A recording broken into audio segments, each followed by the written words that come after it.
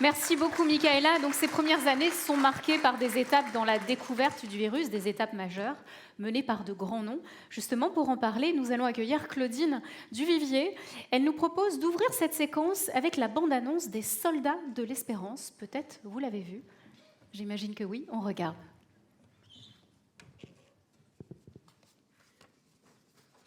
Dying every day from a disease that doesn't even have a name. Now, I make a motion to officially call this disease Acquired Immune Deficiency Syndrome, or AIDS. Starring Matthew Modine, with Alan Alda, Phil Collins, Richard Gere, Angelica Houston, Steve Martin, Ian McKellen, and Lily Tomlin. The true story that didn't have to happen.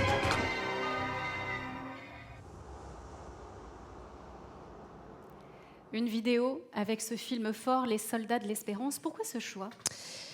Ce choix parce que c'est un très beau film et c'est un film surtout qui raconte l'histoire de la découverte avec presque comme une enquête policière épidémiologique pour savoir comment les gens se contaminaient, avec aussi évocation du premier patient, le patient zéro. C'est aussi, ça relate aussi l'activisme de la population gay américaine qui défendait leur droit d'exister, parce qu'il ne faut pas non plus oublier que c'était encore considéré comme une maladie psychiatrique. Et c'est vraiment un très très beau film pour tout ça. Ça se termine aussi par évidemment ce que vient d'évoquer Michaela, la guerre entre Gallo et l'équipe Pasteur pour la paternité du virus. Et quelque part, c'est un film plein d'espoir parce que ça montre que voilà, show must go on, quoi. Et ce mot soldat, on est. Alors en fait, les soldats de l'Espérance, c'est bon. Comme vous le voyez peut-être, le titre français, c'est Les Soldats de l'Espérance. Le titre anglais n'est pas vraiment celui-là, c'est Unbound Blydown. C'est vrai que Freddie Mercury pourra le dire plus tard et le chanter, c'est Show Must Go On, quoi. Exactement. Alors dans ce show qui nous est présenté dans ce film, on évoque Françoise Barré-Sinoussi, Michaela aussi l'a évoqué. Quel impact est-ce qu'elle a eu dans cette recherche ?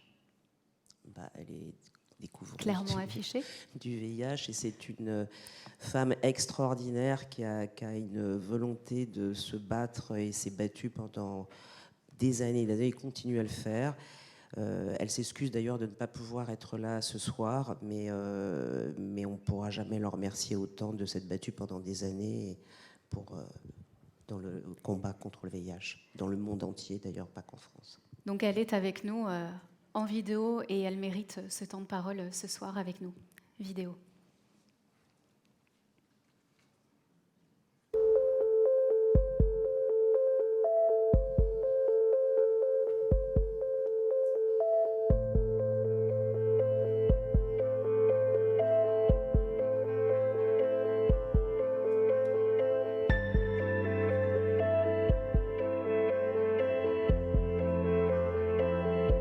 C'était une course contre la montre parce que on avait pris conscience que quand même c'était un virus qui se transmettait à la fois par le sang, à la fois par voie sexuelle et de la maman à l'enfant.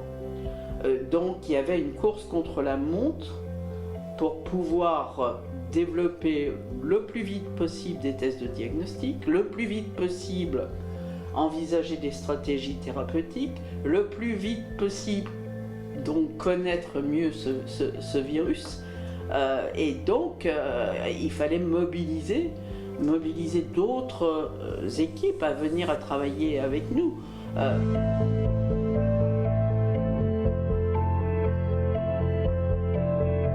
C'est un combat scientifique, bien sûr, avant tout, mais pas que. Ça a été un combat politique, un combat contre les firmes pharmaceutiques, ça a été multiple combat à tous les niveaux de la société. Je crois que tous les niveaux de la société sont affectés par une maladie comme le sida. Et ça, personnellement, c'était quelque chose que je découvrais. J'étais chercheur dans un laboratoire qui ne sortait pas de son laboratoire. Brutalement, je me retrouve face à des choses que je n'imaginais pas, à vrai dire.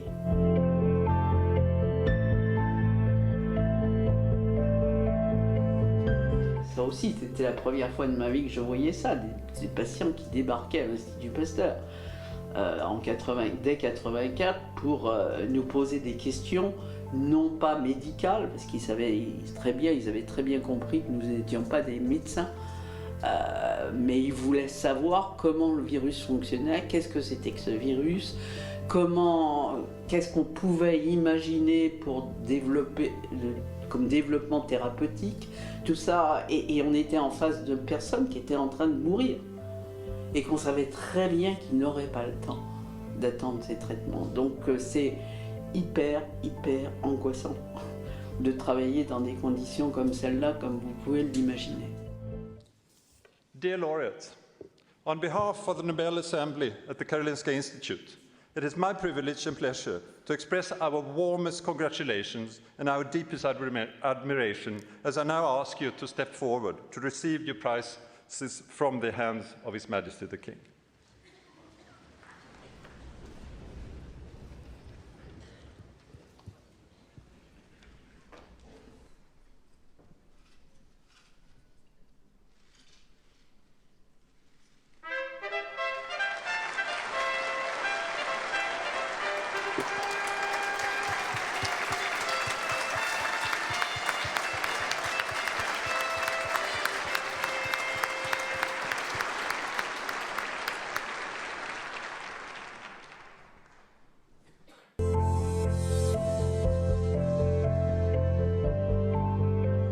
De voir des personnes vivant avec le VIH au Cambodge venir vers moi avec des bouquets de fleurs et pleurant, je me suis dit, mais c'est pas ce prix Nobel, c'est notre prix Nobel.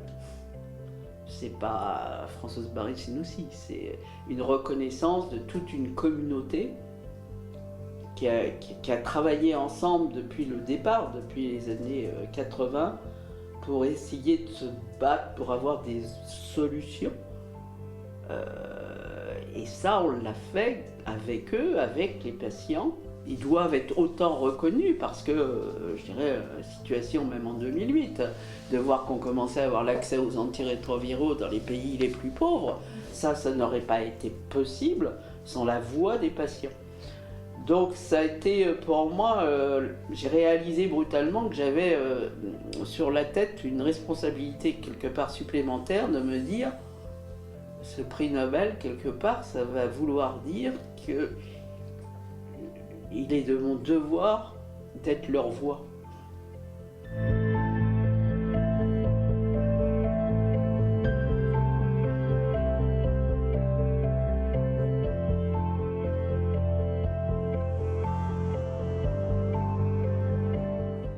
Quelle voix!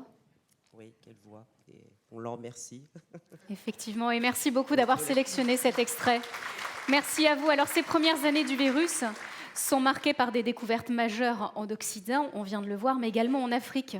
Retour sur l'origine du virus en Afrique centrale jusqu'à Haïti pour le début d'une épidémie mondiale. On regarde ça.